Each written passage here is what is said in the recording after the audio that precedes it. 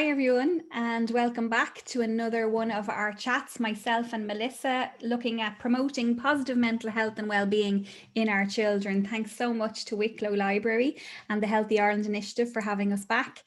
Melissa, would you like to say a bit about yourself? Hi Linda, hi everybody there watching. My name is Melissa Moore and I'm an accredited play and creative arts therapist based in County Meath. So I work with children from the age of 3 right up into adolescents who present with emotion or behavioural difficulties. And I also work with their parents, giving them tips and tools and support for home. I also work with parents separately who may not have children in therapy but might just be struggling um, over a period of time and not sure whether they're doing right for doing wrong. So we do some support sessions around that, and a lot of that is on Zoom at the moment. I'm very busy with that. Aside from that, I do some wellbeing sessions for some businesses who are trying to support their staff at the moment going through the pandemic and all that brings with it. So typically I would be doing stuff around supporting parents at home and supporting them manage their behaviours and managing children's behaviours. And the parents' Um, behaviours. yeah, not the parents' behaviours. I leave that one up to you, Linda. But yeah, so often support around that. And I do lots of different types of workshops for teachers, for schools, for preschools, and for children themselves on various different topics throughout the year. So that's me in a nutshell. Oh, I'm also a mum of 3, which is a really important thing. Nearly forgot to say that. And I am working with children and families for nearly 25 years now at this stage.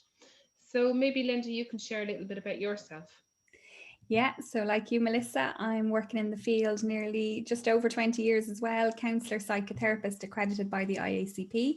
I've been working with couples, individuals and groups in therapeutic and corporate spaces. And more recently, like yourself, I've been offering corporate workshops in all things mental health and well-being, coping with all the challenges that the pandemic and the restrictions and working from home and everything that we've been faced with, and just really supporting people in getting through it and developing resilience and coping with anxiety and change, and working our way through it. And my God, there's been some amount of change recently, hasn't there? There has. And like yourself, I've got 4 kids, and so we're living it. We're talking about our lived experience, but we also have the training, the education, and the experience with so many clients and families that we've worked with over the years. So just looking at, all the learning that we've got as parents and as professionals, what guidance you might have for promoting positive mental health and well-being in our children and young people. So yeah, look, you're right. Everybody is, not everybody is struggling. We're all having good days and bad days. But these times are tough. We're really challenged. So what would you say to parents in particular who are struggling to get that balance right? They've got homeschooling, they've got work from home. Some might have one partner out working all the time and, running the whole family, and they can't go anywhere.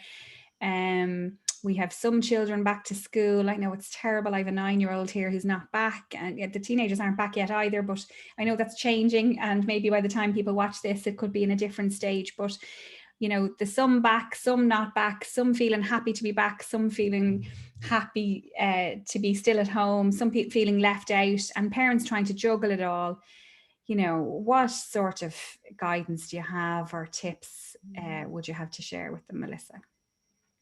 Just listening to you, even, summarizing it there, I actually think we're in a more difficult place than what we were a few weeks ago because all of our children were at home. So we could plan for that. Whereas now some of us have some children who started back, we've got some at home, and then we've got the teens who won't be back till much later if they're not exam years. So I actually think it's much harder in some ways because we've got the whole school run scenario to work out, and some school buses Yeah, aren't working, and yeah. juggling all of that, and after school care then for Yeah, children. and some people don't have children old enough that they can leave at home. So it's, even if there's only one child going to school, they have to pack the whole family into the car and get them dressed, which they probably haven't done in a while. Getting up and dressed and out at the crack of dawn to get ready to go, and then the rest all have to come back. There's a real anticlimax in that as well. But even the practicalities around all of that, Linda, and you're trying to get to work, or you're trying to get back home to sit at the laptop, or whatever it is, and the school bus that would normally pick them up isn't working, or you might have to arrange childcare for the afternoon or whatever. So even just all of that, it's hard. And I suppose that's the one thing I want to say, is to acknowledge how hard it is. And I think a lot of us are working off adrenaline, and without giving ourselves time to think and sit back and say, God, this is hard. And it really, really is. But I think it's really important that you acknowledge that for your children as well. It's not just adults that are finding it hard, our children are too.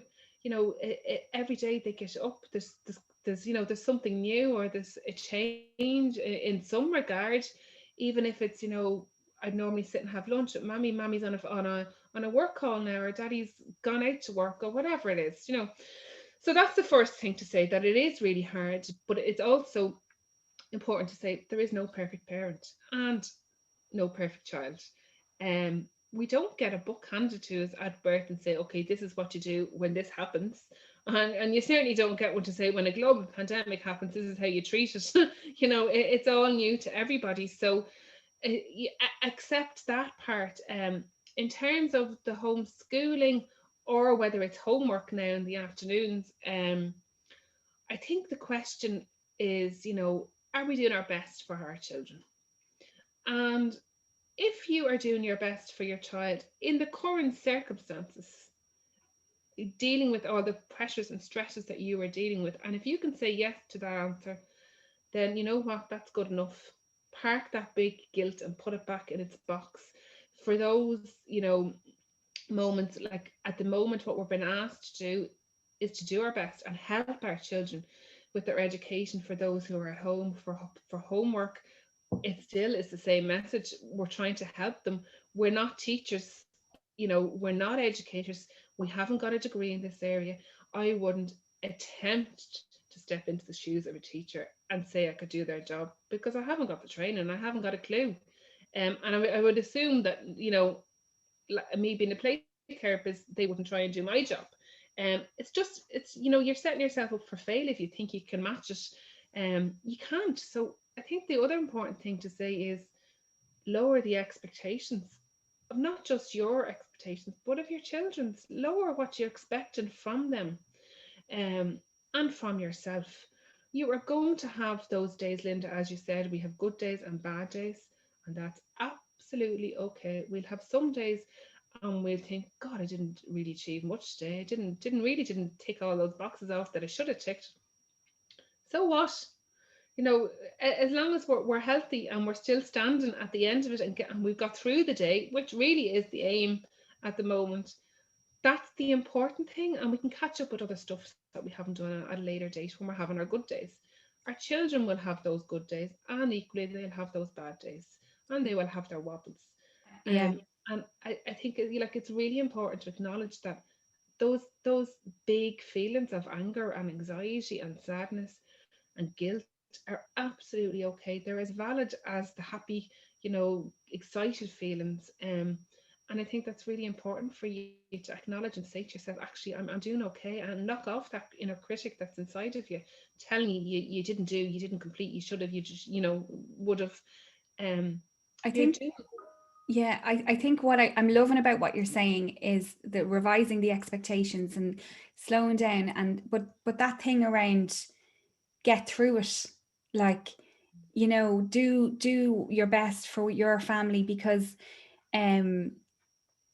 I think this crisis, this abnormal, unnatural crisis that we're living in, has become a bit normal. We've kind of got used to it a little bit, and we're not used to it, but in our head we're kind of used to. We're not shocked when we get up every morning and see people in masks, or queuing for shops and social distancing. We're used to kind of some of those things now, but because of that, we're nearly expecting the same things of ourselves today that we were able to do in January 2020 or whatever.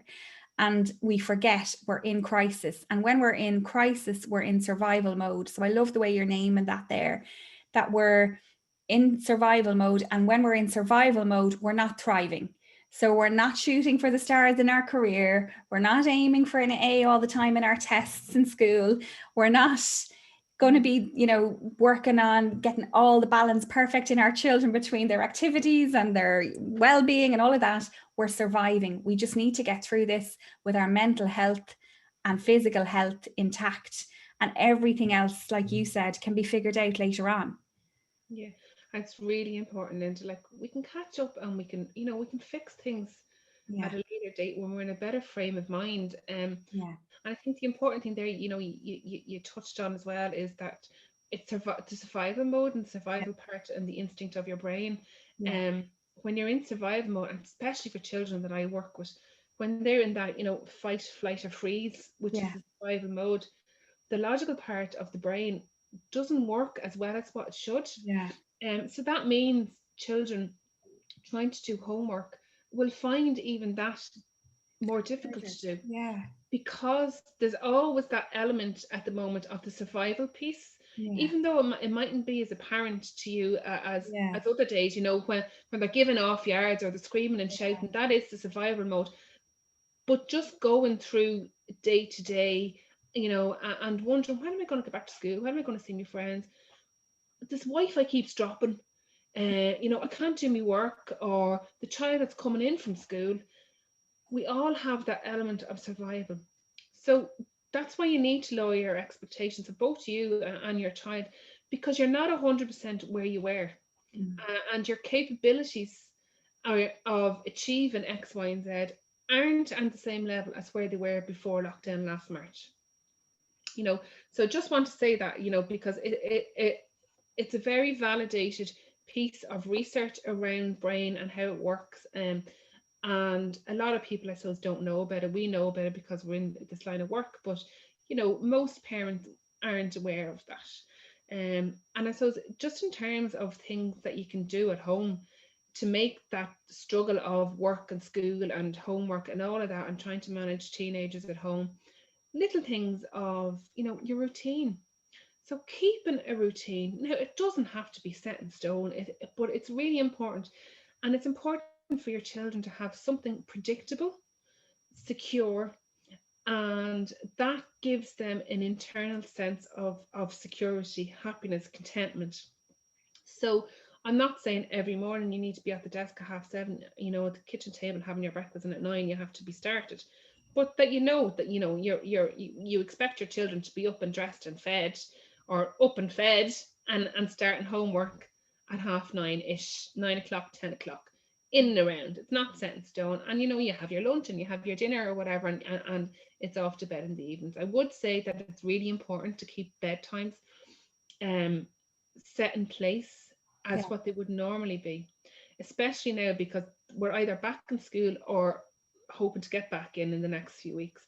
So having that routine is really important. They're catching up in their sleep, they're retraining their brain into new positive connections. But it's also really important for you as a parent to be able to sit down in the evening and take some time for yourself. So if your children are up to 9, 10, 11 o'clock at night, where is the time for you to be able to connect with you?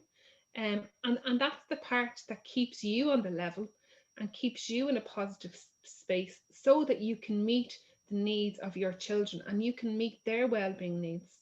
If you're getting up as a cranky, grumpy, irritable person in the morning, is that going to pass on to your children? You're going to be snappy with them, so their day is going to start off being on the wrong footing. So that's really, really important. In terms of the schoolwork, and sorry, I just want to say as well, to try and build in the afternoon or whenever you can, that you build in some exercise, even if it's that you can't get out, but you can do 10 minutes of football or jumping jacks in the back garden, or the teens get out themselves and go for a walk, or send them to the shop or something. It's about moving the body. And once you get up and you're moving your body around, it actually creates your ability and capacity to be able to sit for a longer period of time and to concentrate. Yeah. So, you know, at lunchtime, if you could do something, it would be really good for those children that have to do some work in the afternoon, or when your child comes in from school, that you take a break, an exercise break before starting schoolwork. It just makes things easier. Yeah. And I suppose, like the other thing is when you're doing schoolwork is that you negotiate as opposed to telling. And Yeah. you know, I suppose a lot of us, and like a lot of people, and like I'm including myself in this, in that I got caught up in the, you have to do this, get your homework done, get your schoolwork done, blah blah blah blah blah blah blah. And one of my kids said to me, "Have you anything good to say, Mummy?" I'm just waiting. You're always giving out. And then I thought, oh, do you know what? She's right. I am. So I think it's very easy to become the nag, and what that actually does is it I suppose negatively impacts the relationship that you have with your child, because remember, you're not their teacher, you're their mother or their father or their uncle or their aunt or whatever your your role is. You're not their teacher, so don't try to be. And Um, we can forget, I don't know about you, but sometimes my head is so full, I end up, whatever about nagging, I'm asking the same question over and over because I'm not listening to the answer, or I've forgotten the answer because my head is so full, because we're all in that high stress mode.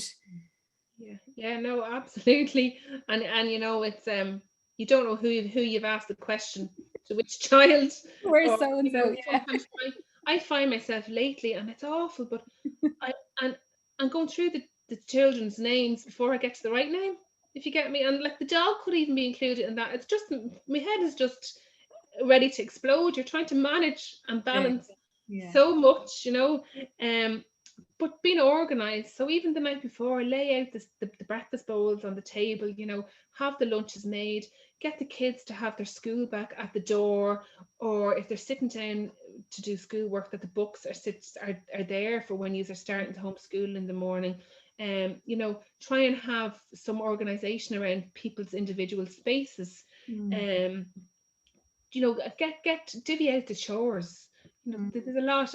I find my house is, you know, much more, I suppose it's busier. There's more meals. There's always food on the go. It's by somebody. There's crumbs on the counter. You know, there's loads of washing to be done because they're not wearing uniforms.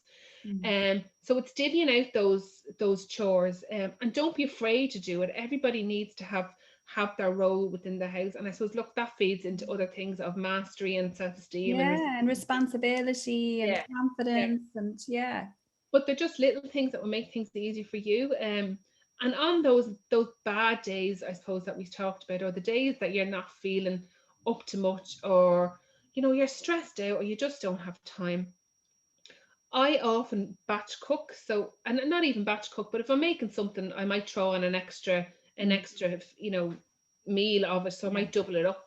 And I always have something in my freezer that I can Yeah. pull out, and it doesn't have to be rubbishy food. You know, Mhm. so if you're doing a bolognese or a curry or a lasagna or something, you just do a double load of it Yeah. and stick it in. It's always really handy to have those sort of things in the freezer for So it's those. kind of, it's getting your headspace so that you can give that headspace, well, to yourself first, of course. We say that, I think, in every talk around self-care, but it's also freeing you up to be more present for your children in terms of their mental health as well, isn't it?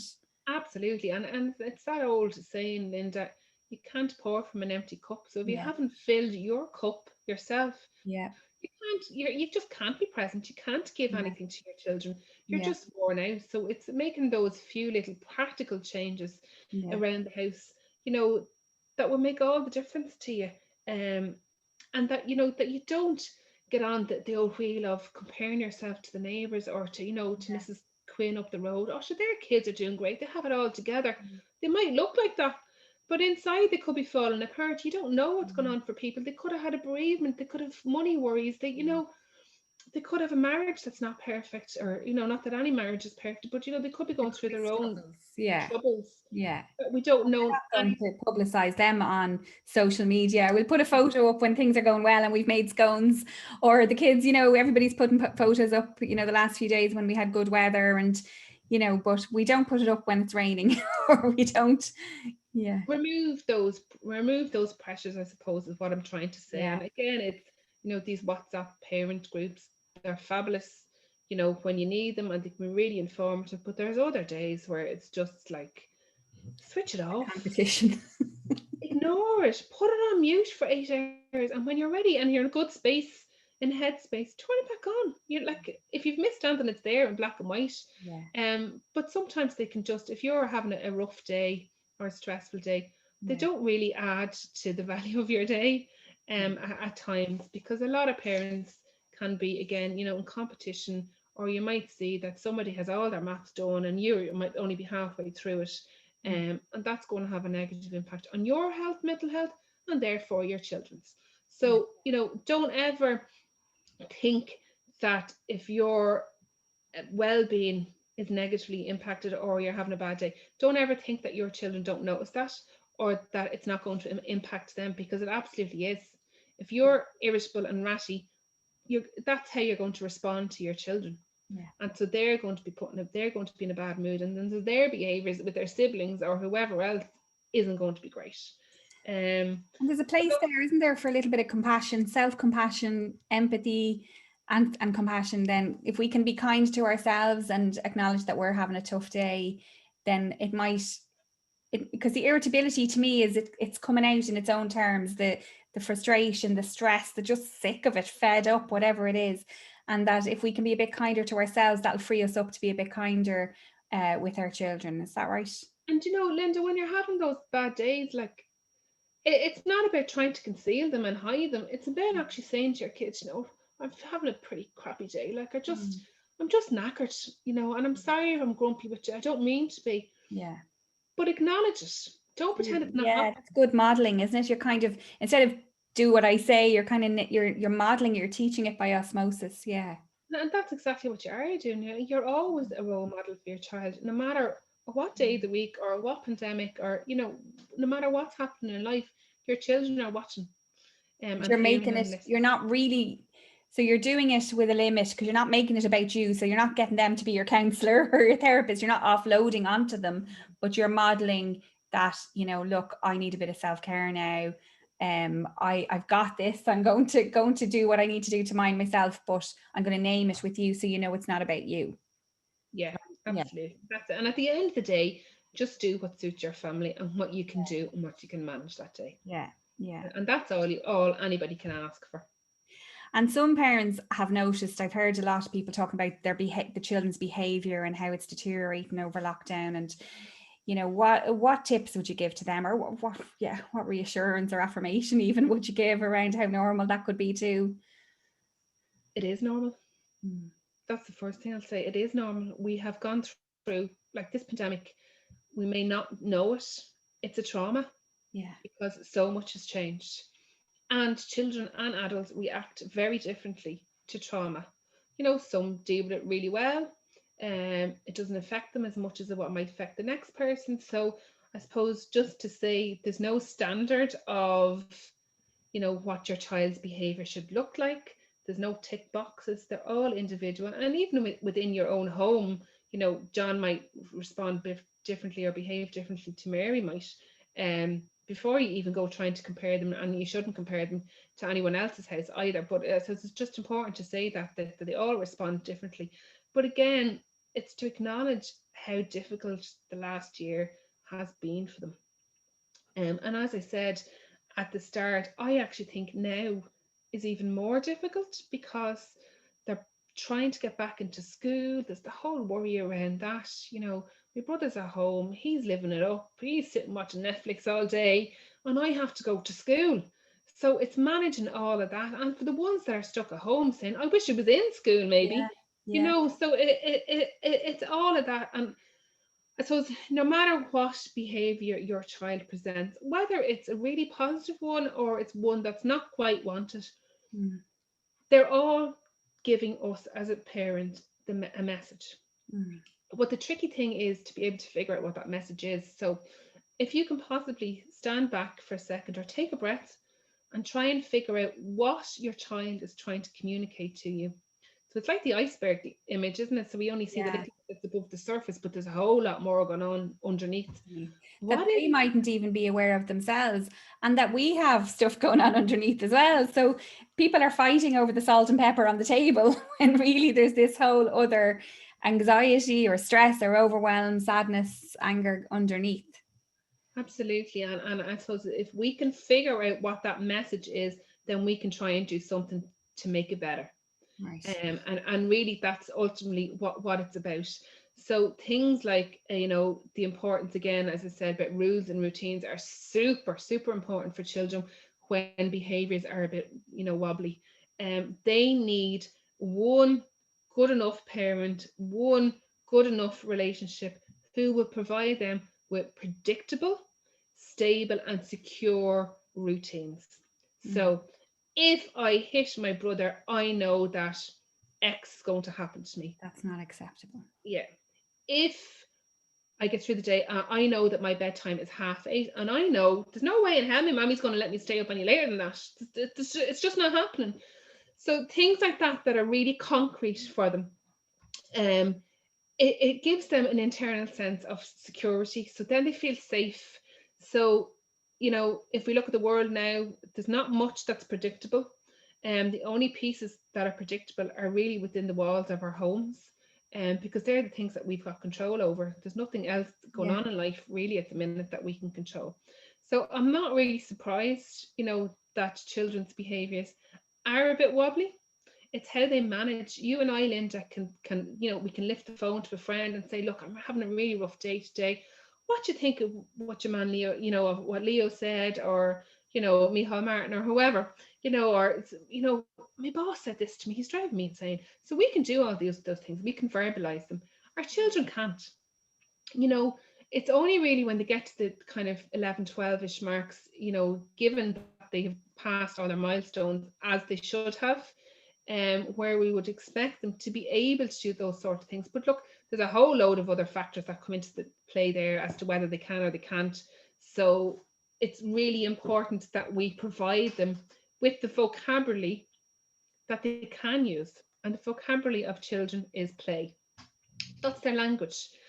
I see it in the playroom all of the time. So I'm a play therapist. That's my bread and butter. So I work with children who present with emotional problems, with behavioral difficulties. And we work through them and process them and figure them out and figure out, I suppose you're allowing your child to figure out what's happening in their lives, things that are going on in the world around them, and trying to process it and make sense of them all. That's how they do it. They do it through play.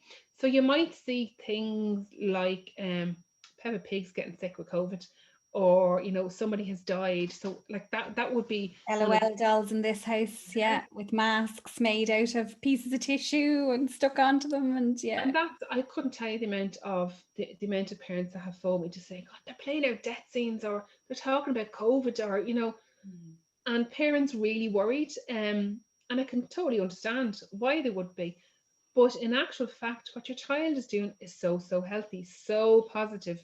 They're working through their muddled up feelings, and they're working through difficulties that are presented to them in everyday life. And give them the time, give them the space to be able to do that. And when they're good and ready, they will work their way through it. They've processed it and they've come out the other side of it. So, if you see your children playing these things, don't freak out and jump into the middle and say, oh, what's going on there? Don't be doing that. Just sit back, grab a cup of tea and sit back on the sofa and just look and see what's going on. Don't try not to get involved when they're in that type of play, because you're kind of breaking the process then for them.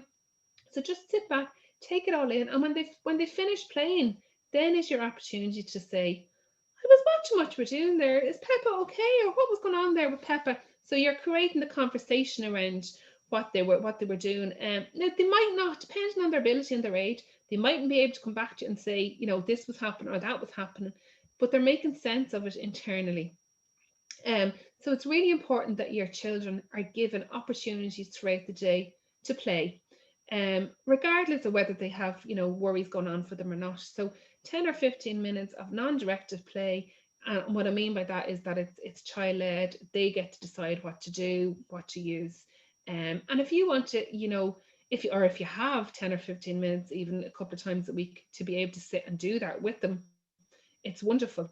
And what I would say is that even when children are in the playroom with me, I would never jump in and grab something to sit and play with them. I always wait for the invite, because what you have to remember is that that's their processing space. So it's like me going for counselling, and somebody jumps in from the outside world into my counselling session, and I'm like, oh, whoa, what's happening here? So that you don't interrupt that. And I just But know that definitely when I was a new parent, you can sometimes be tempted to fix, they'll have their toys and one might be sideways or, lopsided and whatever. You might be tempted to kind of arrange it more neatly or fix it or whatever. But this is you're right, it's their therapy, it's their space, and they're teasing things out. So sitting passively, letting them be in charge, letting them tell us what to do. If we're playing with the figure, or if we're playing a role of somebody lying back on the couch, or whatever it is that we actually, it's a lovely gift again, isn't it, to give to them, to let them rule and let them create the story and act it out and get you to act it out and to process, isn't it, and express. yeah, and though, even aside from the issue that they're trying to work through, there's a whole load of other benefits from it, in terms of Yeah, being being able to manage things, to cope, to the sense of achievement, all of that. But I suppose that the analogy that I tend to use is that we want this to happen because it's them getting their feelings out, as opposed to sticking them in the pressure cooker, putting the right. lid on it, and it's all getting pushed in into the bottom of our tummy, and someday it's going to come out. Yeah, And chances are it's not going to come out in a nice way, yeah. that you're going to be at the receiving end of some serious anger. Mm-hmm. um so it's really, really important that they do get it out. And I suppose the message then that you're giving them is that all feelings are okay, no matter what they are. And that's something you give to your child. That's such a gift to give to your child growing up into the Permission to teen. have uncomfortable feelings, because Yeah, we might be tempted to say, don't be feeling like that, it's all fine, the pandemic, it's fine, it's fine. Like, and they know it's not. They know that this is scary times. They know that, they pick it up from us, they see it on the telly, it's everywhere on the radio. And it's something about, I think that's just a lovely way of thinking of it, just acknowledging, yeah, look, these are strange times. Isn't that mad? Isn't this a bit funny? And yeah, but look, we're together, we're here as a family, and we're getting through it. And aren't we, isn't it lovely that we can talk about it? And yeah. and just to say, Linda, if you are in a situation where your child's behavior, there's some unacceptable behavior, I suppose it's my old saying is, name it to tame it. So whatever you're seeing in front of you, put a label on it.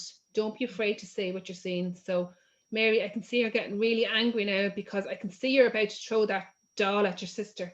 You Yeah. know what? It's okay to be angry, but it's definitely not okay to throw that doll. Maybe you could go out the back garden and kick a football.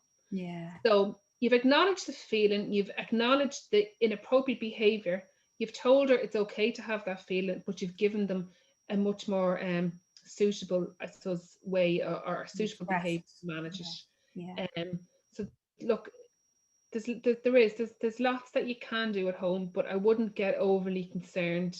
A lot of these And behaviors. sometimes in the moment, it isn't the right time, because they're past the point of reason. They've got the steam coming out of their ears, the red mist, and they're out. Like us as adults, we get it as well, where you're just out of control. The lid has blown off the pot, and it's, so that's not the time to try these new, if you've never done it before, it's not the time to try those new conversations, but maybe later, with a little bit of reflection, and kind of go, what happened then? That was mad. You're not normally like that. What's going on? What's underneath or whatever?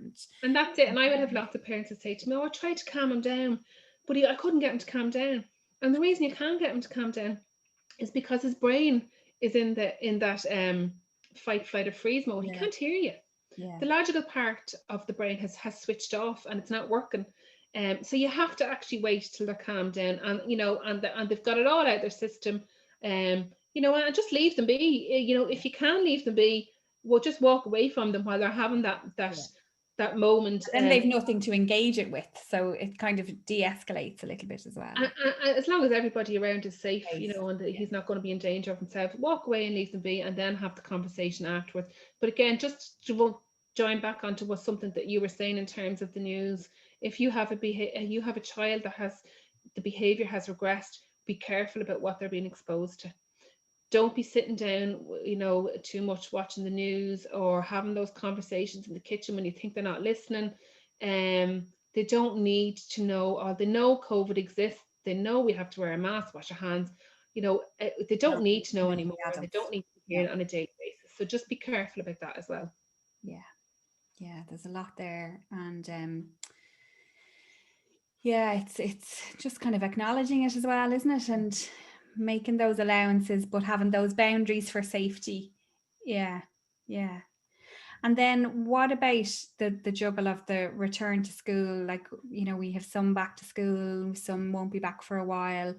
How can, and even, you know, maybe it's a bit like September, where the first few days might be a novelty and might be great, and the meltdowns might start a few days later. How can we support our children around all of that and manage our anxiety around it? Because there's a lot of different chatter on social media around this being the right decision or the wrong decision, and we're worried about new strains, and we have all that stuff going on in ourselves, and then we have our children adjusting from whatever sort of routine we had, good, bad, or indifferent. But I can guarantee it's not the same as when they're going to school every day. It's not that routine of, you know, the like the bedtimes can slip, the eating can slip, they haven't really been outdoors as much because the weather wasn't great. So how can we support our kids to adapt, I suppose, and settle in?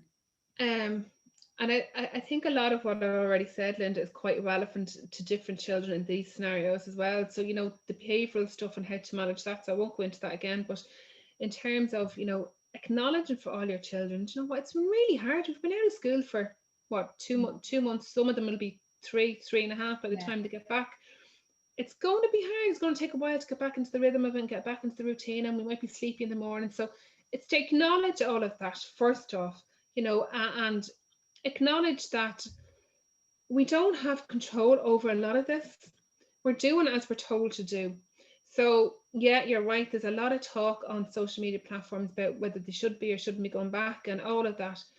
I think for parents, just to be careful about feeding into that, because again, that's going to impact your well-being, and then it's going to, you know, spiral into the children's.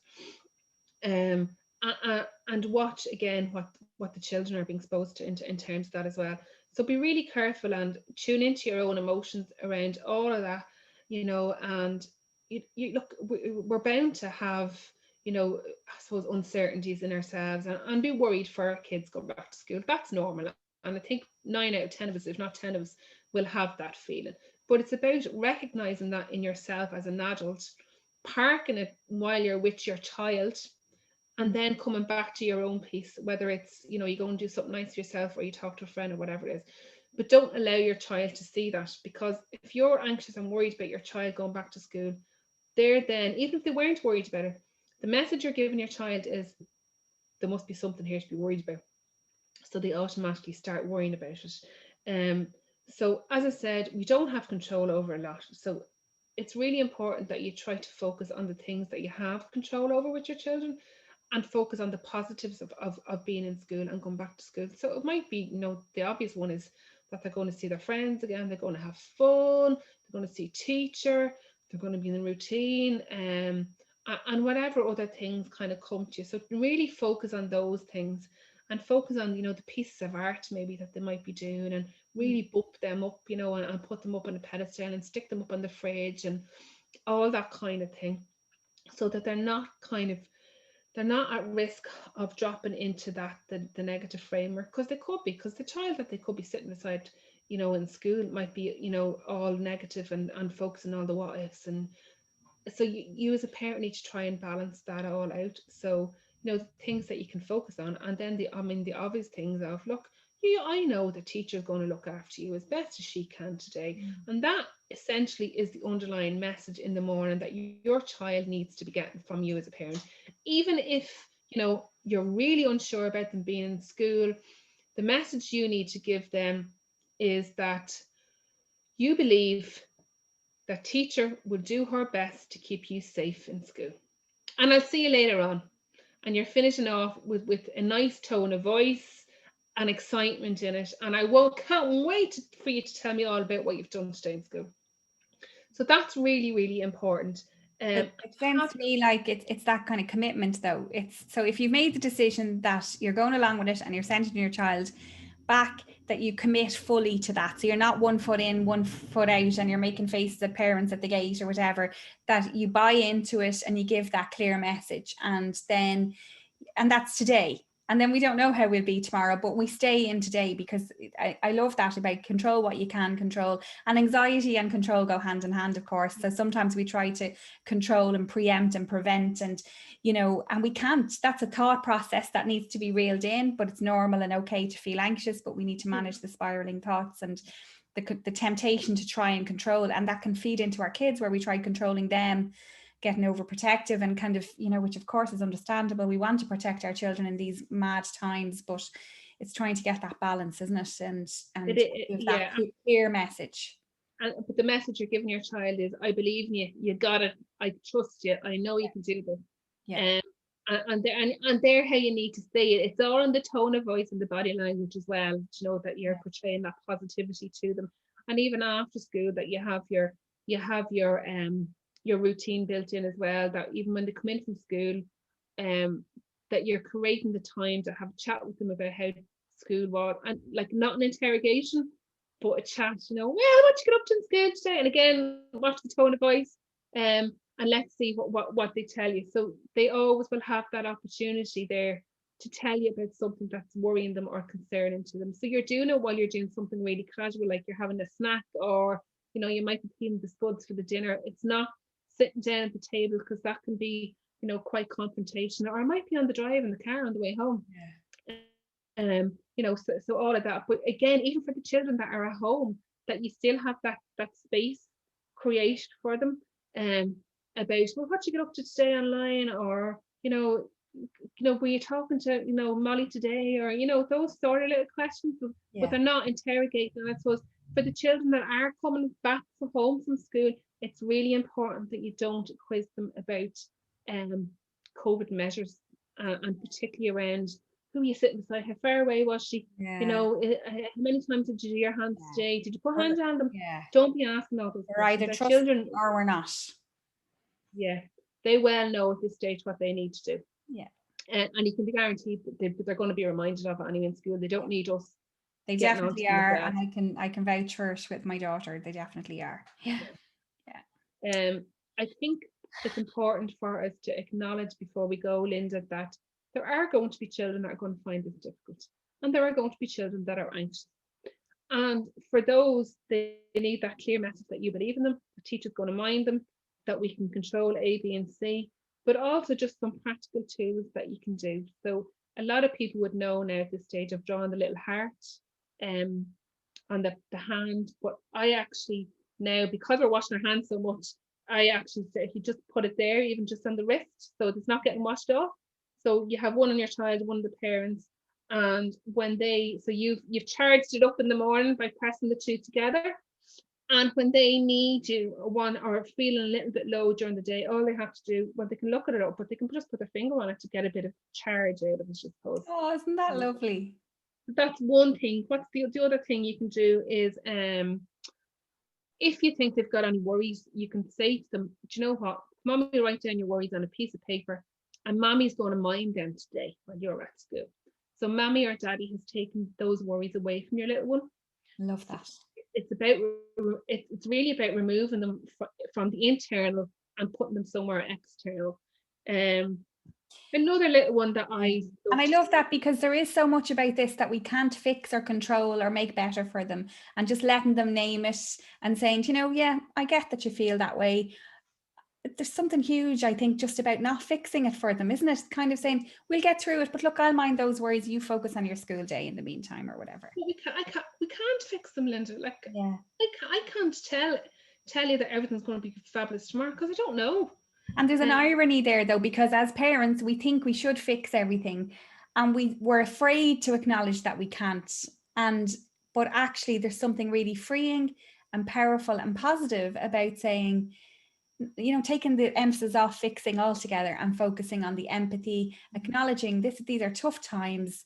None of us have been through this before, for ourselves and for our children, but in that warm, secure, consistent, loving, confident way that, look, I don't really know what's happening either. This school thing keeps changing, but sure, we're getting through it, aren't we? Isn't it? And isn't some of it good fun, you know, like, yeah.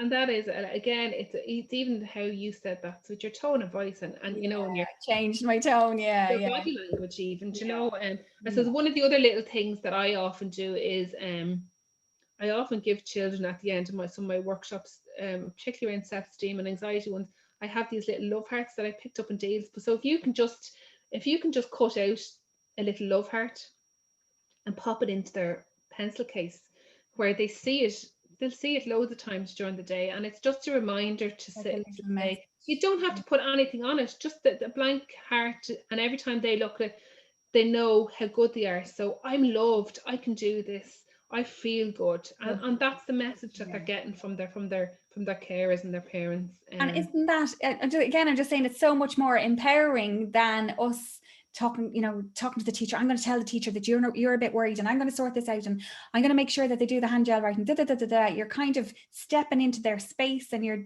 disempowering a little bit and trying to control your own anxiety by doing that, when really, by saying, look, here's a little love heart, I'm going to be thinking of you through the day, you can think of me, we're in this together, but I'm trusting you're going to be fine on your own. And it's just lovely. I just think that it's really powerful that the children are going to be separate from you, but feeling very trusted and empowered by those type of messages.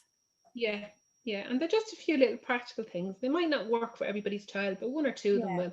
Yeah, lovely. Any other last tips? Was it something about the bubbles and the tinfoil? Did you say that already? We're running out of time, so I'll just really quickly talk about this. So it's breath work. So if you can build breath work and mindfulness work into your day, most days, the trick is that when they need it, on the days they need it, they'll automatically revert to it. So one of the things that I use is bubbles. So it makes it really fun. So who can blow the biggest, who can blow the smallest, who can walk the furthest with their bubble, or a tiny bit of tinfoil just scrunched up into a little ball, and you might put it on the floor or across the table, and it's who can blow it the furthest, who can blow it the shortest, who can do the fastest. Brilliant. So that's how you use breath work and make it fun, I suppose. And then there's the other one, 5, 4, 3, 2, 1. So you can use this when you're going out for a walk, even, or for a drive, is a really good thing. So you can say to your children, so you're working through the senses. It doesn't really matter which sense you start with. So pick 5 things you can hear, tell me 4 you can see, and continue on like that. And then the other one then is the positivity jar. So I'd often have a jar where at the end of the day, I'd give the kids a slip of paper and ask them to write something that they really liked doing, or something that they did really well that day, and pop it into that. So at the end of the week, you'll have 7. And when you throw them back out onto the table on Saturday or Sunday and you read them back to them, it's that real feel-good factor. And especially for the child who's struggling or feels that not a lot is going their way, when they hear those 7 things read back to them, it can really bring up their spirits. Because we can forget actually that there has been good points or high points. We can forget our strengths. We can forget that we are resilient. We're getting through it. We can forget, and our children can forget. And I love the thing about the bubbles and the tinfoil.